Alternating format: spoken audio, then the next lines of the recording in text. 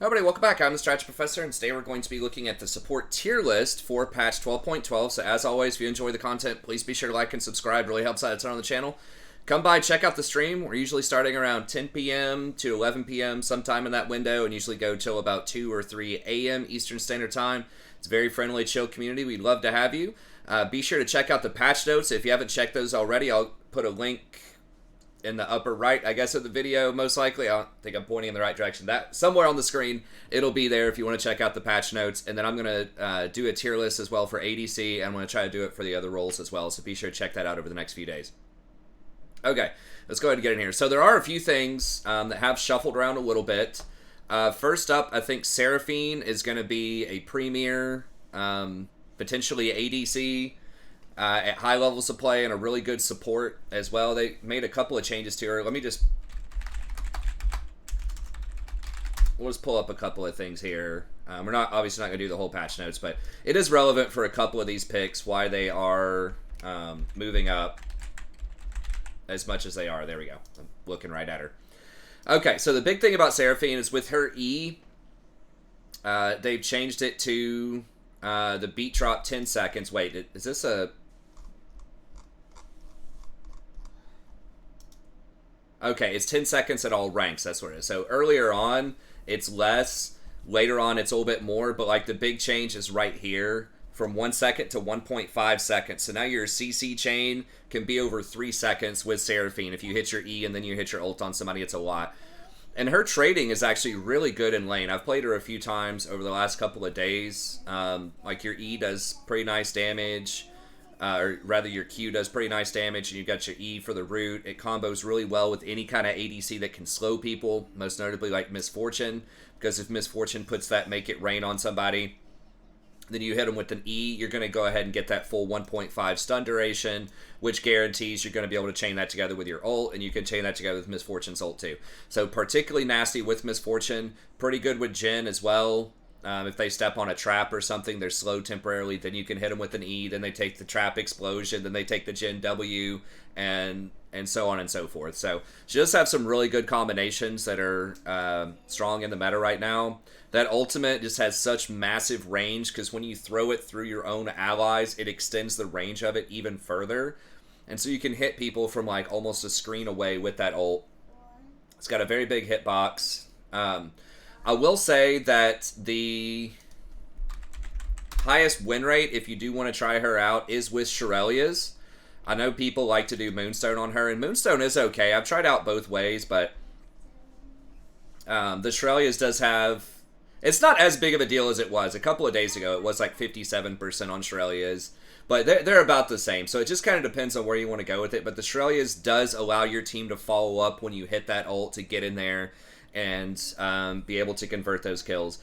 Moonstone can be good if you have a lot of tanks on your team. So if you have 2+ tanks and the fights are going to be a little bit longer, then Moonstone does give you a little bit more of an edge. She doesn't have that much healing in her kit. She just has her W, which is a very small shield and a relatively small heal, and they have to be in the circle, which is pretty big, but it's not going to hit everybody like a Soraka ult. So it's not as strong, Moonstone, as it is on some other champions like Sona and Soraka, who have much lower cooldowns and just more healing in general going on. And I think even on Sona, Shirelia's has a higher win rate as well. Now, as far as which runes you want to go, Guardian does seem to have the higher win rate, although she is capable of going Glacial Augment. And this, okay, maybe this is what I was thinking of. This has a much, much higher win rate, although it's a lower play rate. So it's 57% win rate on Glacial versus about 53 on Guardian, although Guardian is played more. So Glacial is really nice on her because that E can trigger it. So if you hit somebody with that stun, then they're going to be sitting. It can be up to, I think, 3.5 seconds. It's either 2.5 or 3.5 seconds. Oh, it says it right here. It's like a flat amount. Okay, so it's 3 seconds flat plus 100% of the immobilization. So that would be 4.5 seconds of that slow field, which is really powerful. So that's particularly good if you want to go Moonstone, because the extra healing and shielding off of Moonstone, if you get it charged up, is going to give that extra a little bit of slow on there, especially if you want to go for something like a Redemption. But, you know, if you're not going to do that, if you're not going to go for Moonstone, then Guardian can still work well. Also, that's going to allow you to go for the Shirelias and probably the Chemtech Putrefier, depending on how much healing. Healing is really powerful in the game right now because they've nerfed Grievous, but Putrefier is still pretty strong. So, either way, if you want to go this, I would go Font, because Font works really well with Putrefier, because whenever you apply a slow or a stun, then it puts that debuff over them, and then whenever your allies auto-attack them, then it counts as a heal coming from you, which triggers the Putrefier or triggers the Ardent Sensor, if you're not familiar with how that works. So, almost always with Enchanters, you want to go Font of Life, because it just opens up your itemization and makes it much more impactful in a lot of situations. Then after that, it's kind of up to you, whichever one of these you want to get for the different situations. If you're going Moonstone, obviously you want to go Revitalize, but these other ones can be okay. It looks like that has a pretty rough win rate on Overgrowth, but those can be okay. If you want to go for the Glacial build, I think free boots are usually where you want to be. Biscuits are very handy early on, and then it's kind of your choice. Here, I like Cosmic, although technically these other two have higher win rates, but whatever. And then as far as secondaries go, I'm still a big fan of Ulti Hunter on anyone who has a high impact ult, especially ones that you can use proactively to start fights, so you're not sitting on your ult for long periods of time, so you get more value out of that ability haste. Because there's no point in having a lot of ability haste if you're just going to be sitting on your ultimate for 30 seconds or something before you use it. So just make sure if you get Ulti Hunter that you're being proactive, that you're looking for plays, and you're using that ult to make stuff happen, so you get the value out of it. If you're not going to do that, you're just not good at finding those timing windows, then you can still go Treasure Hunter, and that's good. And then I typically just like Zombie Ward. It gives you a lot of utility later on in the game. If you really want to pressure people early, you can go for something like Presence of Mind, and then probably Cut Down, just for more damage and more mana regeneration, particularly in the early game. She doesn't have a lot of mana problems, but that can be useful as far as secondaries go. So, yeah, Seraphine, really strong right now. Very good trading early, reasonable scaling later, amazing team fighting later with that R, good itemization options, and surprisingly good wave clear for a support. So if you need to push and get priority for a back or a dragon, or you just find yourself in a lone having to try to, hold a lane against enemies who are trying to push, she does give you that little bit of wave clear if you need it. So, overall, really strong champ right now. Then I've got Senna. Now, not much has changed as far as Senna goes. I think they adjusted her a couple of patches ago, which ended up, I think, being a buff in a lot of situations, although her win rate did come down a bit. Basically, if you last hit, then you get more souls, but I believe they reduced the slow on her Q. So the build that people have been going lately is just Fleet Footwork, just so you get a little bit more movement and you get a little bit more healing for those early game trades to get those souls. You also get Presence of Mind, which is going to give you that mana regen if you don't want to go for tier, which a lot of people are kind of moving away from that. So that's going to help you out with the mana regen early, because you're not going to be getting a lot of Fairy Charm items or flat mana items. So it's really handy to have that if you want, some more diverse build paths. And then, of course, you've got the scaling from Legend Alacrity, and then Cut Down is handy as well. As far as the secondaries go, there are a few different options. Obviously, if you want more trading, like Second Wind and Revitalize can be good. I still feel... It looks like Ulti Hunter is actually kind of bad, even though she does have a high impact ult. But Treasure Hunter is good because her items are really expensive. And Zombie Ward, I feel like, is a must. If you're going to go Umbral, which is one of the main reasons to play her, is that she's probably the best Umbral user as a support. Maybe she and Pyke are, kind of neck and neck there. But it's just so good, because you get so many more wards because you're killing more wards, therefore you're getting more zombie wards. You stack it up faster, you get more vision. Just Zombie Ward, if you want to go Umbral, I think you just have to do it as secondary, in my opinion. And yeah, the Revitalize is okay too. Looks like a lot of people also like to go for either Biscuits and Approach Velocity or Boots and Approach. Both of those are nice too. That does allow you, once you get the slow on them, to be able to move up faster and secure that soul in the laning phase to run people down. Or if you think you're going to be really far ahead and you're just running people down to kill them in the mid to late game, then Approach can be good too. And that looks like that's actually the most popular secondary rune to go by a huge margin. So maybe just Biscuits and Approach is what you should be going there. I don't know. Maybe I just like Zombie War too much. You don't have to go for Umbral. I like it a lot, but maybe it still has a lot of value even without Zombie. So that's a very stark difference. There's like 40,000 people going these two secondaries, so they're probably right. You should probably just go Biscuit's approach. Okay, and then again, Umbral is kind of the marquee start, although if you want to do more damage, Eclipse is going to help you snowball a little bit better, I would imagine.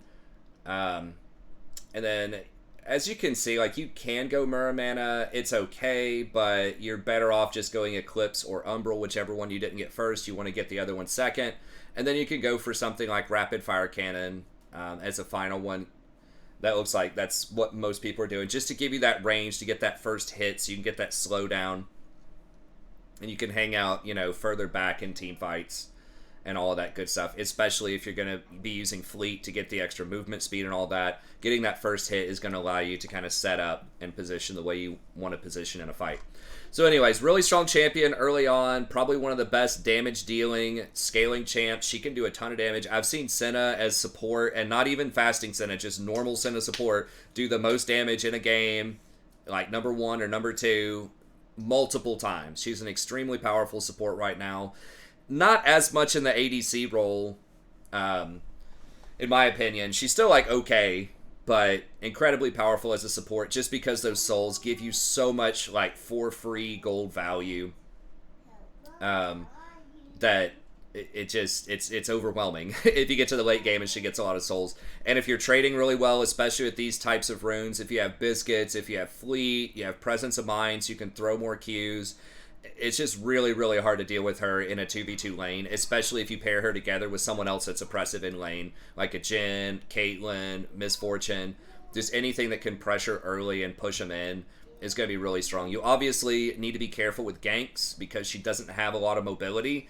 It can be a very difficult matchup into hooks. So, like, Pyke is a nightmare to play against. I can tell you that firsthand. Blitzcrank is really tough to play against. But overall, if you just get left alone in a 2v2 lane, she's going to be incredibly powerful. And you do have the option, I don't know if people get it very often, but you can get something like Edge of Night if you are particularly worried about those hooks. It's not as common, but it is on the table if you need an answer to hooks. In certain matchups, you could do that. Okay, Renata's the next one that we'll mention, and she's seeing a lot of play, and I've played Renata before, and she's a really interesting combination of different traits. Like, she has some engagement. It's not fantastic, but it's okay with her Q. So you can kind of have a lot of the benefits of a peeling enchanter type of champion, but also have it engage with the Q. So it doesn't say the range here, but I think it's like 900 maybe. So it's definitely less than like a Nautilus hook. Definitely less than a Blitzcrank hook. But it's still, like, okay. You can still start fights if it's a stare down, or if someone is, face checking a brush, you have things you can do to kill them, which is handy. You also have the almost Zillion-esque W, where it makes it really hard for the enemy to assassinate someone on your team, especially in team fights, where you're gonna, like, when the person comes back up for 3 seconds, if they just went out of position to kill that person, it's highly likely you're going to be able to kill them and revive your teammate before the timer runs out. So sometimes it doesn't help if it's just you and the ADC and Zed comes rolling up and just one-shots the ADC in one rotation and runs away. Like, your W's not going to do a lot there. But if it's one of those, kind of longer team fights where they have to expend a lot of resources to kill somebody and you bring them back, it's really hard to lose the fight after that. So really, really good defensive ability, but also really nice offensive ability. Even if you don't use it for the revive, it's still going to give them a lot of attack speed and a lot of movement speed, almost like a Lulu Whimsy. So very, very strong ability, very multifarious. You can use it offensively, you can use it defensively. It's going to be great. And then the E gives a pretty good shield. I mean, a lot of other shields and heals have been nerfed. Like, this didn't used to be that much. But compared to what's going on now, it's all right? Like, Janna's shield is down to 165 after all the nerfs at max level, and many of the other champions have had their shields, nerfed under 200. I think Karma's is something like 170. So with the rework, they nerfed a lot of the shields. And so 110 used to look kind of weak, but now it's looking all right. Because don't forget, you're getting this usually at least on 2 people, right? Yourself and whoever you hit with it, with an ally. And then there's the potential to hit your whole team with it because it's a circle around yourself and then it's a circle around where you throw it. So that's a pretty big radius if everyone's kind of grouped up in team fights. You may not hit all 5, but I mean, even if you hit 3 people, that's a 330 shield. That's big, right? And then it's 50% per shield. So if you hit 3 people with it, that's 150% scaling. And it gets down to a 10-second cooldown. Now, it is a pretty high mana cost later on. But nevertheless, like that's looking really good compared to a lot else that's going on there. And if you hit enemies with it, it's still 185 damage, which again is not the most brutal damage in the world, but if you're hitting multiple people, again, it's quite a lot. So it's almost like the new Sona W. It's not as guaranteed, but the numbers are way, way higher on this than Sona. So very good team fighting ability. And then, of course, you have the R, which is not only a huge piece of CC, but also gets people to attack each other, which scales really well. If the enemy has like a Yi or something on their team that can just, or a really fed ADC that can just carve up their entire team, that's obviously going to be strong. So really good peeling, has some great offensive capabilities, abilities to buff your ally with the W, great team fighting with the E, a little bit of engage opportunities with the Q. So lots of different ways that it's almost like the current Swiss Army knife of support, certainly one of them. So really strong champ. You just want to go with Guardian. You want to go Font. Ardent Censor's particularly strong on her just because of how well you can spread it with Font and your shields, and you can buff your allies up to attack faster, which is good. Now, I don't think Hostile Takeover with the R, the Ardent Censor, would apply to the enemies. I'm like 99% sure that it's not going to buff them, you know, or there's no way to buff the enemies to get them to do more damage. But nevertheless, even with just the W, being able to put that on your AD carry and give them the Ardent Censor buff and be able to apply it really well with the Font of Life and the E shield. The E also applies a slow for 2 seconds, which is going to keep Font up for 6 seconds. Just a really, really strong combination with her. And then, of course, you've got conditioning and overgrowth. Secondaries, as usual, I think Ulti Hunter is really good if you want to do that. Zombie Ward's kind of the go-to. Relentless Hunter can be good. If you want more oppression in the lane, you can go for the Presence of Mind, Cut Down.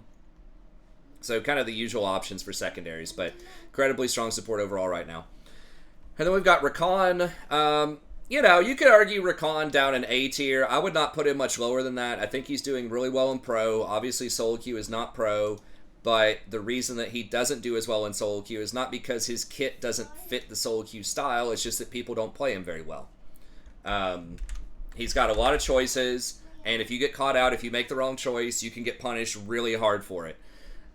So he's still pretty good. Now, also, if you take into account his historic win rate is typically something between 48 to 50%, even when he's the most dominant support in Pro. He might even be the most dominant right now. His win rate is almost never positive. It's kind of like Thresh. It's very rare that they have a positive win rate just because they're so difficult. Because they're so difficult to play at a fully optimal level. Season 12, 12-11, presents. So he's not like the actual pinnacle of play right now. It looks like Yuumi has the highest win rate, but he's up there, right? He's tied with Renata. He's definitely in conversation. You know, for being one of the more impactful supports. He still played 31%. This is I just want to say also, this is a really good balance of supports in Pro. Like, to see, was it 1, 2, 3, 4, 5, 6 different champions at a 30% play rate or higher? Or I guess that's presence. But that's pretty diverse. That's pretty good. I'll say that's a pretty good support meta. And there's a lot of different kinds of supports too. Like, you have your damage dealer. And who knows, this is probably fasting Senna too. So who knows what that's getting paired with. Probably like Tom Kench and stuff like that. But that's a pretty diverse meta. So good job, Riot. I'll just say that as far as balance goes, it's looking good. I know everyone's complaining about the Enchanter meta. But really, if you look at this, like, how many of these are the, like, Janna, you're just going to... I don't know, just sit there and scale and not do anything types of champions, right? Like, you've got Karma, but she's aggressive. Like, she can pressure, she can get kills, or she can force people out of lanes early. So I would not consider her Janna, Sona, or Lulu-esque. I mean, you've got Yuumi, obviously. She's that type of champion. But you've got Nautilus up here. Renata Glasc can make plays. Rakan can make plays. So, yes, there are a few enchanters that are winning. Yes, Yuumi is probably a little over the top, you know, on this patch. She got nerfed really hard on 12-12, by the way. But overall, I still think there's a lot of action that's possible in the meta. But anyways, so Rakan, nothing much has changed here. He's still going to be really strong. He did get a few buffs last patch. So he got a buff to his passive shield. He got a buff to the healing on his Q. Both of those are very nice in the early game for surviving particularly poke lanes. And then his shield got buffed by 15. And I believe the mana got reduced by a ton. So I guess he got 4 different buffs on the last patch, which is pretty massive. And none of his items really got touched. Like, Shirelia's is still particularly strong. There are a few different options that you do have on him. More and more people have been trying out Locket in Pro. You don't see it all the time, but if you are facing like an AoE damage team, you've got an Amumu. Okay, I don't know where it is, Rory. You took it somewhere. Check in your room and check downstairs. I'm going to check downstairs because it's not in my room. Okay. So this can give you a little bit more survivability or against something like a Veigar. Just if you think you're going to get blown up, and they have a lot of AoE like burst damage and CC, which is really good against Rakan because he has to get in close to shield, which means you're going to get hit by everything if you're trying to shield somebody. And obviously he's going to be vulnerable to CC because his base stats are a lot lower than stuff like Nautilus and Leona. So his survivability is based on his mobility. And so when you limit his mobility, it's a lot more likely he's going to die. So Locket can help with that in some bad matchups. You don't have any mana on this, so be careful because your W can be pretty mana intensive. But they did, again, they extremely buffed the mana cost on your shield. I don't remember what it was, but they lowered it by a lot, like 50% off or something. So that helps, and you can also go Spell Thieves in the laning phase. I've been doing that a little bit more on Rakan. It's less guaranteed that you're going to get your wards on time, but it looks like more and more people have shifted towards that as well. But it does allow you to trade more aggressively because early on, your entire rotation is typically you go in with W, you auto-attack, you hit them with a Q, and then you go back out with your E. And so you have to use all 3 abilities to trade. It's not like something like Sona where you can just use one ability to trade. Okay. Mom's light is out, but she's not downstairs. Okay. I think they're laying on the couch, honey. They're probably laying down on the couch. So just go down there and be quiet. They might be resting. So anyways, more and more people are moving towards this just because it does have that 50% base mana regen, and when it upgrades, it goes to 100% mana regen. So that really helps you out if you want to go for something like Locket and then something else that doesn't have mana on it. So maybe Locket into Knight's Vow, Locket into, I guess Putrefier and Zeke's would also have mana on them, but it just gives you a lot more flexibility. Like I said, the big thing is the early game, right, where you can do all 3 of those abilities to trade, and you can do that once or twice extra because of the Spell Thieves early on. So you have to be more aggressive, but it enables that kind of aggression to give Rakan a little bit more kick in the laning phase. So I've been liking the Spell Thieves. I have tried out the Locket. It does feel really good, like I said, in certain comps that are typically kind of harsh for Rakan if you early pick him, which I think he is very early pickable. Mercury Treads is pretty good in a lot of situations as well, although obviously if you can get away with it, Ionians are quite strong.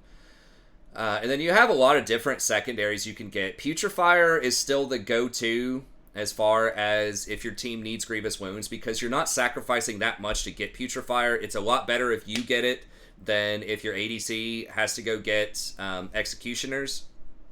Or even Morellonomicon. Mommy said she wants to sleep downstairs. Okay, well just let her sleep down there. You can go in the chicken coop there and sleep. She said she's going It's a fictional chicken coop, not a real chicken coop. It's this...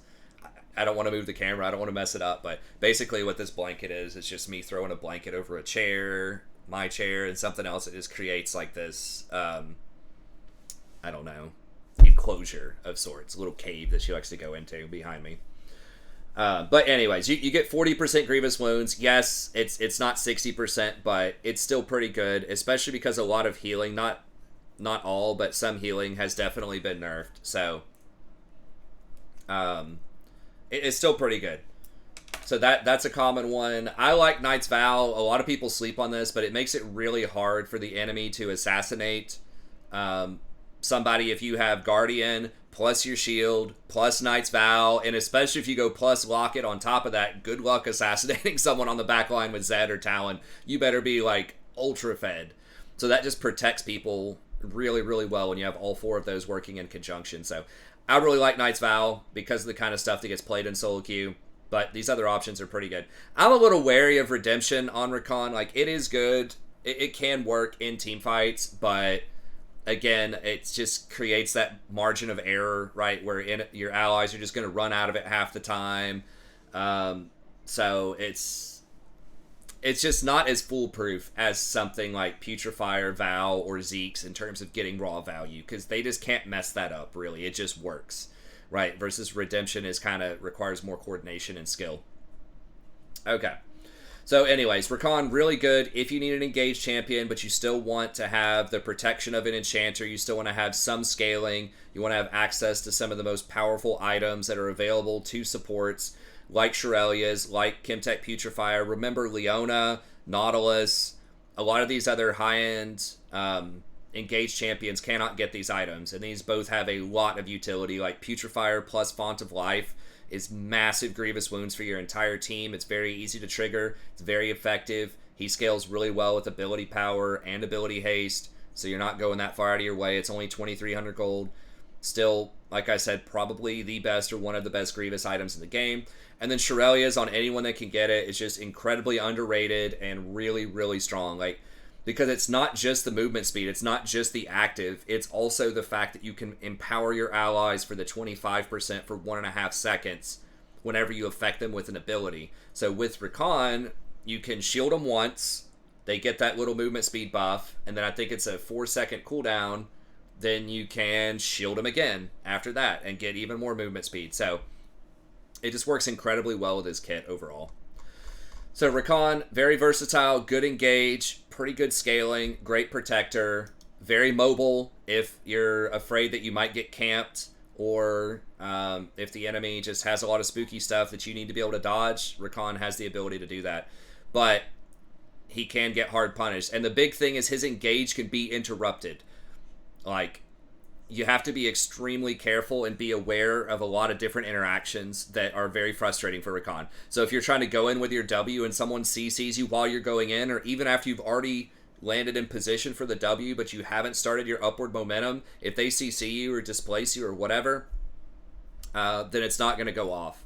So like, Thresh can flay you while you're going in for that. Volibear, who's popular, can just punch you in the face with his stun while you're moving with the W. It's going to knock you out of it.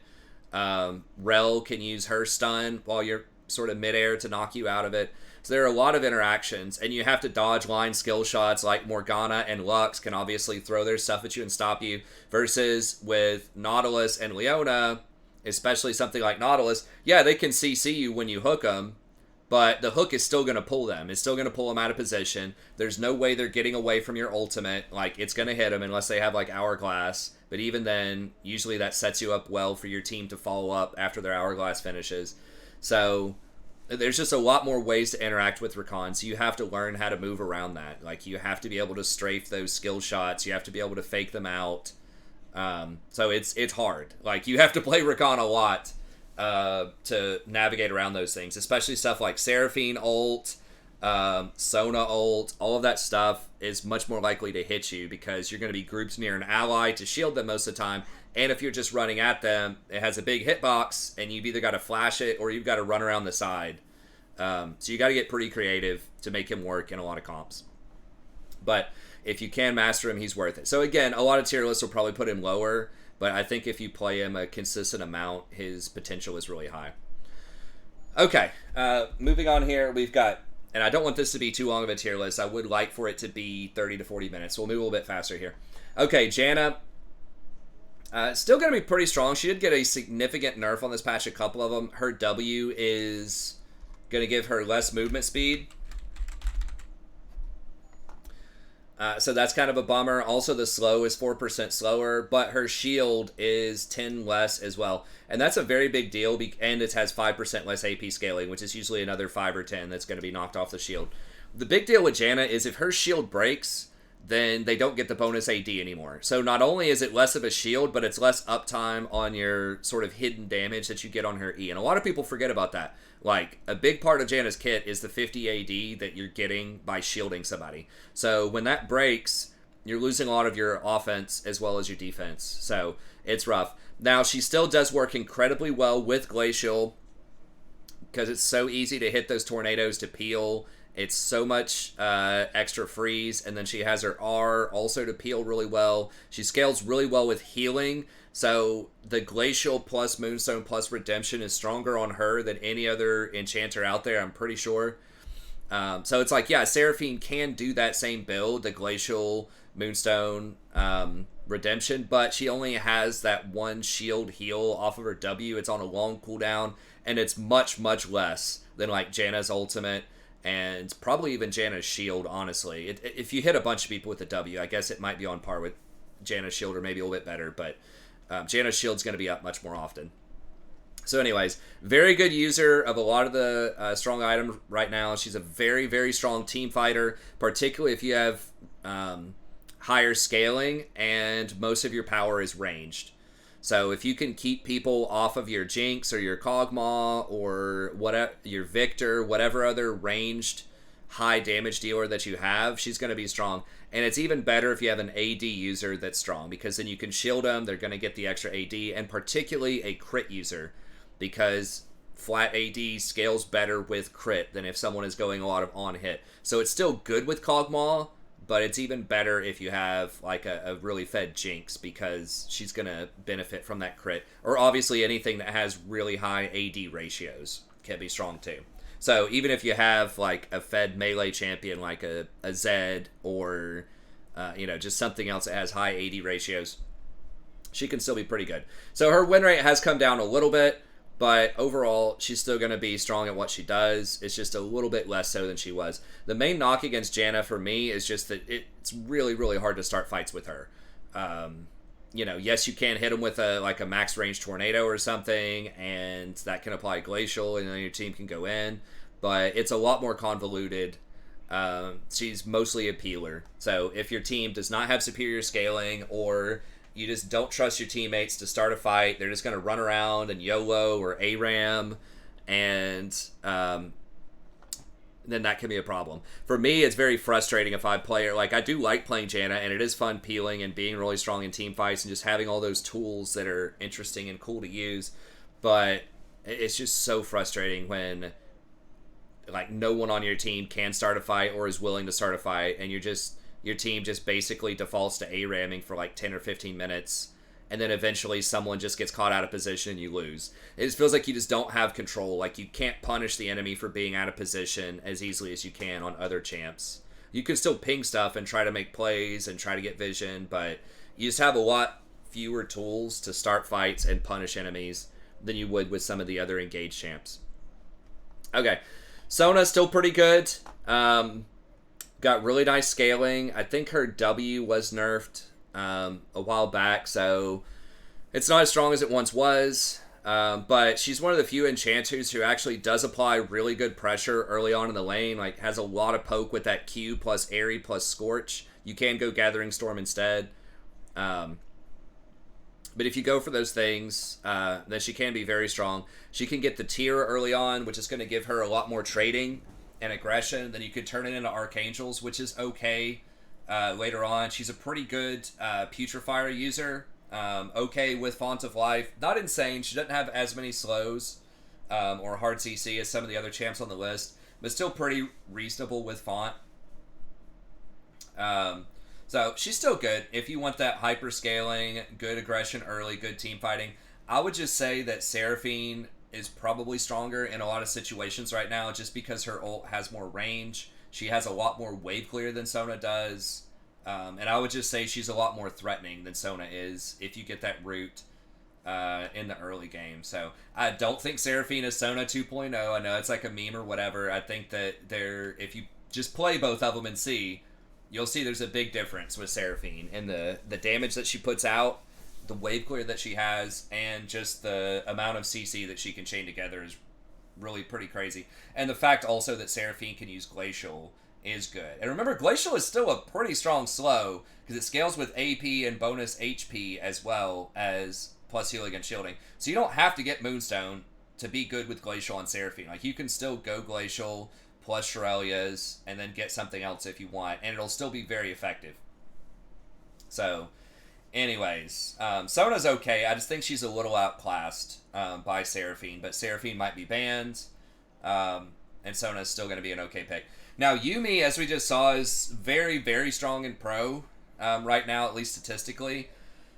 In solo queue, it's a little more iffy. If you have a duo, it's better, but remember that those Pro stats we saw were last patch, and on this patch, I think her healing got nerfed by like 40 or something. It was like some insane amount of healing nerfs. Yeah, she went from 190 down to 150. So yes, 40 less healing. That's a lot. That's like almost 20%.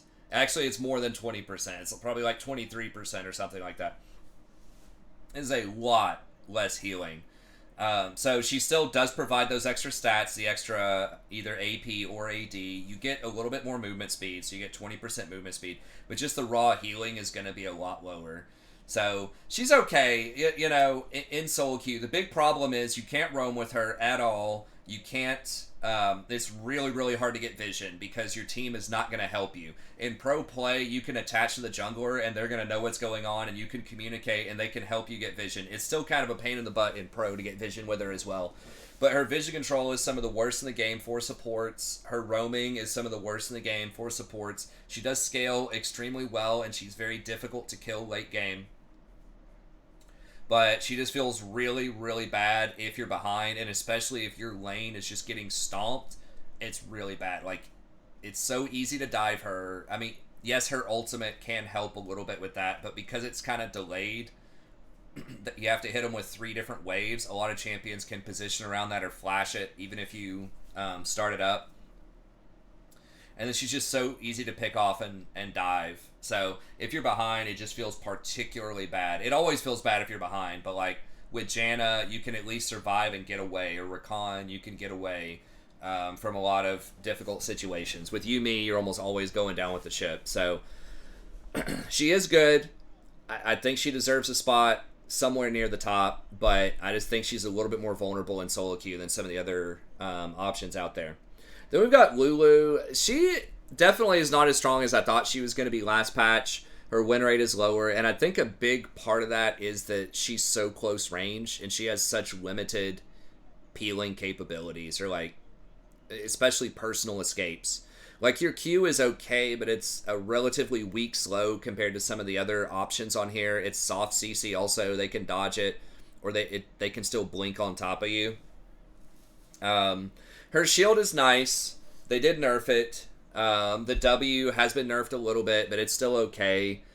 The R is okay. The big issue is, like, she has really good offense, but her defense can be kind of lacking. You still do get a lot of on-hit damage with the W, with your passive. It's like Renata can do that too, though. It's not quite as much scaling as Lulu. Renata does give the extra attack speed and movement speed. She doesn't have picks, which is like 80 extra on-attack damage that Lulu gives out.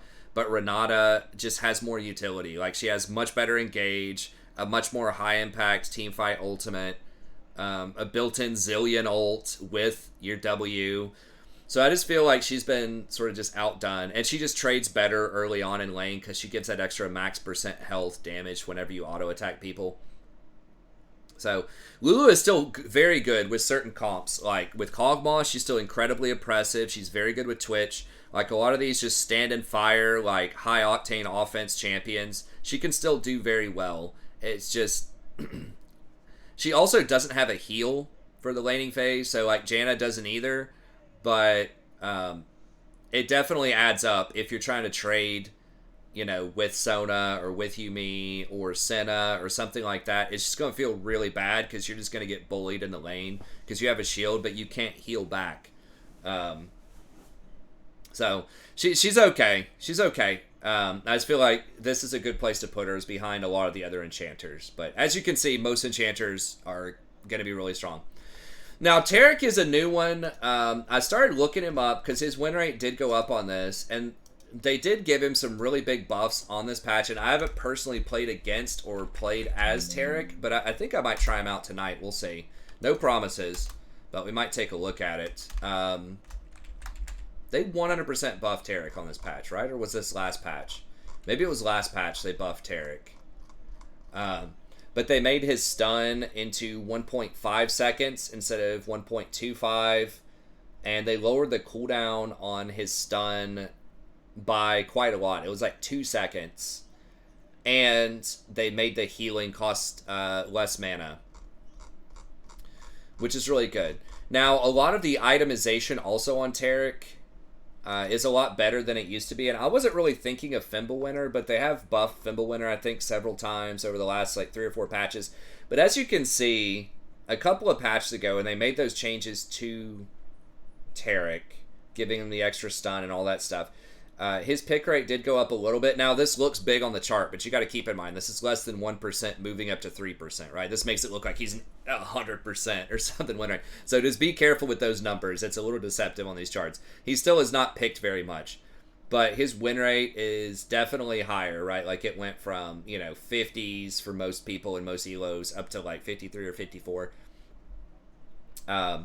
So the couple of things that did change is your E gives you a lot more sticking power with that stun. It's up way more often, right? 11 seconds versus 13 seconds. Because remember, every time Taric auto attacks, it lowers the cooldown on all of his abilities except for his ultimate by 1 second. And it says it scales with ability haste as well. So if you have more ability haste, it's going to be up more often. So realistically, that stun is probably up every like 5 seconds or less if you're staying on people and you're auto attacking a lot. The Fimbulwinter, and again, I haven't tried this, and you don't have to go Fimbulwinter on him, but it is an option that's pretty interesting, because as you can see, like, Zeke's has a high win rate as well. Like, all these items have pretty high win rates. But the thing about this is it does give you the extra health. You do have, like, pretty good scaling with bonus health. It affects your Q. I think it affects your W, potentially. But it's a pretty nice ability. And then you're going to get like a pretty big shield, like a 300 or 400 shield in a lot of situations once you complete the Fimbulwinter and you're sticking to him. Another thing that's interesting that I hadn't really thought about either, and I'm not sure, it feels like Shurelya's would be incredibly strong if you can get away with that, if they don't have a lot of damage, because then you can run everybody in while you're ulting and just be able to stick to them a lot better. So that seems powerful. Locket's the most obvious choice that a lot of people are still getting. You can get Even Shroud, but I'd be curious to kind of see if something like Frostfire Gauntlet would be any good on him or not in some matchups, especially if they have a lot of melee champions, because they did give this an extra 100 HP, I think either this patch or last patch. And you would get that full slow on somebody, which would allow you to stick closer, land more auto attacks, land more abilities. So it kind of helps with kind of, just gumming them up a little bit. And you get an extra 100 health per legendary, which is pretty good. So I don't know, maybe it's just too cute. It's not that expensive. It's only 2,800 gold, but it did get a pretty good buff. So I don't know. I haven't tried that out yet. I mean, I guess you could go Turbo Chem Tank as well if you want a tankier option to be able to get in there, try to land that stun instead of going for the Shurelya's. So I'm not entirely sure, but you do have several different build options. Obviously, Frozen Heart would be an amazing third item if you pair that together with Fimbulwinter, because you get more value out of the flat mana. And then people have been doing the Presence of Mind second, along with the Legend Tenacity, which is going to help out a lot in terms of sort of your potential mana issues. So, I don't know. I mean, I've typically thought of Taric as a peeler tank that has had a lot of problems, but with this E, with the lower cooldown on the E, I mean, maybe you can get stuns. Again, against a lot of these melee champs, a lot of compositions are running heavy melee with like Wukong, Volibear, just melees all over the place. So he's really good in those types of comps, especially if it's slower. If they're not going to blow you up instantly, Locket helps with that a lot. But if they're not going to blow you up instantly and you get a chance to get your ult off on your team and then just stick to him, he could be pretty good overall in the meta. So he might still just get completely blasted by stuff like Janna or Seraphine or other longer range champs, but they're all getting nerfed over time. So I don't know. Maybe. I mean, Moonstone is another option that would be kind of weird, but if it's going to be a longer fight, maybe you get some value out of that. You do have healing with your Q. You do have shielding with your W. So maybe against enchanters, you could try out something like Moonstone. Again, maybe it's bad, but it feels like there are a lot of different itemization options on Taric. And if the fights are going long and you continually get to throw out those stuns and the R, maybe you can keep up with some enchanters. But either way, he does have a really high win rate overall right now. So I think he's definitely worth looking at. And then final few, I do like Bard. I have been trying Bard out a little bit more, and the thing that I like about Bard is a lot of the other hard engaged supports have been nerfed pretty far down because they have to go in melee, they can't get the kill, and they just lose so much effectiveness if they don't get that kill. But with Bard, you have long range engage, and it allows your entire team to set up and just virtually, it should be almost guaranteed you kill the person that you hit with that R. So it's really hard to peel. It's not reduced by CC reduction. So it just has a lot of utility. You also have cute stuff you can do with it, obviously, like defending against Rift Herald charges, defending against, you know, stuff like Karthus ults. Karthus not, like, super in the meta right now. But there are a lot, like, kind of niche cases you can do with the R. But even as just a standard engage tool, more and more people are going away from Gale Force and going towards Kraken to deal with, a lot of the tanks out there. So that means you're going to have less mobility. And enjoy. And mix up some magic. It's just more likely you're going to be able to hit your ult. And obviously it's going to be pretty good against enchanters as well because most of them don't have dashes, flashes, and things like that. So I think he has a lot of options there. Also, he's really good at roaming, you know, and roaming, especially if you have something like an Ezreal on your team who's becoming increasingly popular. He's very good in pro right now. You know, those types of champs are going to enable you to roam. And Bard is one of the best roamers in the game. Not only just because he's, you know, fast, but because you get another benefit to roaming, such as picking up the chimes, which helps you scale. So even if you don't convert your roam, even if you don't get a kill, you're not losing out on as much resources as other people are, right? Because if you try to roam as Alistar and you don't make a play in the other lane, you just lost experience, you know, running up and down that river. But with Bard, you do get a little experience with the chimes, and you also gain, you know, permanent damage by picking up those chimes as well. And it refills your mana. So if you've already traded, or you could even put down some W's, you know, 1 or 2 W's for your ally before you roam just to help them sort of farm under tower without dying, hopefully. It just opens up a lot more opportunities. Then your E, obviously, if you pair together with the jungler in roam, it really opens you up to get some very creative gank paths to get around wards and to be able to convert those kills. So he's one of the best roamers in the game. He has really strong engage. He has some free, virtually guaranteed power with his passive. He does have some kill threat in some lanes if you're able to land some really solid Qs. So he's just a weird champion with a lot of interactions, but he's almost like a tanky roamer engage, but ranged. He's weird. But it is nice that you can go for the tank items as well, that you can get Locket. A lot of times he does do Dead Man second, so it's a lot harder to pick him off and kill him while he's roaming. He gets a lot of movement speed, like I said, a lot of mobility off of his E, off of Dead Man's. Usually he goes mobility boots. I guess lately he's going swiftness. But you do have a lot of options with him to sort of try to take over the game. But yeah, I have played him a few times, so I've been pretty happy. Now, he doesn't have a lot to prevent dives, like someone just straight running at you, you know, with Volibear, Wukong, or whatever. Like, you can hit your Q and try to slow him down a little bit, but you just don't have a lot to peel and protect your allies compared to some of the other enchanters like Rakan. You do have... I would still probably take Guardian. I don't know. It looks like some people are taking Fleet. But you do still have some options. It's just going to be a little bit harder. But very, very good, highly mobile champ. And then we're already over time. But the last couple here, Karma is very popular in Pro. I'm not fully sold on her in solo queue, but if you have a hard push lane, like an Ezreal or a Caitlyn, you can put them under tower. You want to pressure early, but you still want some mobility and engage for all of your meatballs later. You know, putting Shirelia's together with Karma's empowered E is a really, really strong engage tool. So I think she's good if you want pressure early and some reasonable scaling later. She's just not going to scale quite as hard as some of the other enchanters.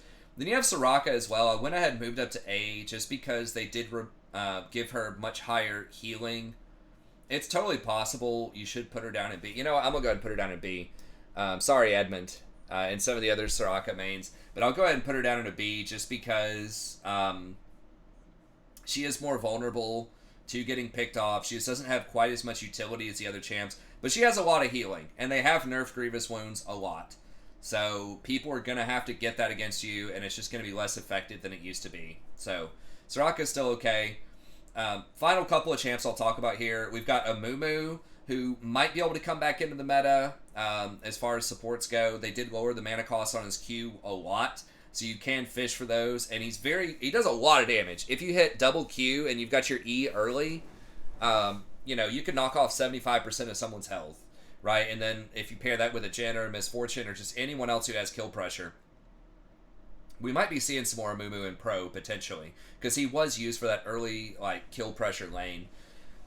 Very, very good if you have a lot of AP on your team, right? So if you have AP jungle, AP mid, or AP mid, AP top, his passive is going to give an extra 10% true damage on all of your AP, and then he does synergize really well with something like an Abyssal Mask second. You could go lock it into Mask, and that would help out a lot.